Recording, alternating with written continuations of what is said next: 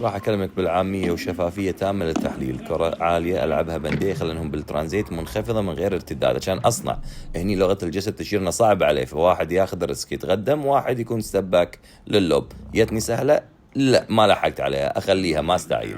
نفس الشيء هني لعبتها بالزاوية ومنخفضة عشان أصنع اللي بعده. للحين ما في شوف ولا محاولة فينيشر.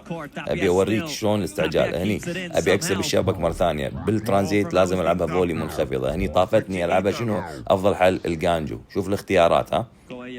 الآن ما في شيء، تبادل سريع فولي تو فولي، يلعبون على الزوايا المفتوحة، ما فيها أي تعقيد. أول محاولة فينيشر من تابي توه وردها لبرون. نكمل عادي. أول محاولة فينيشر، ها قاعد أقول لك المصنفين الأوائل بالعالم. وخطأ واحد بسيط يكلفك النقطة، مثل شفت كويو حسبالة أوت، ظن إنها أوت، راحت عليه ولعبها سهلة على منو؟ ملك السماش ليوكس برجر. أنهاها بشكل ممتاز بسماش لا يصد ولا يرد. تعلم من الكبار، لا تستعجل اليوم حتى بالرذم هذا السريع. شوف محاولات الفينيشر جدا قليلة.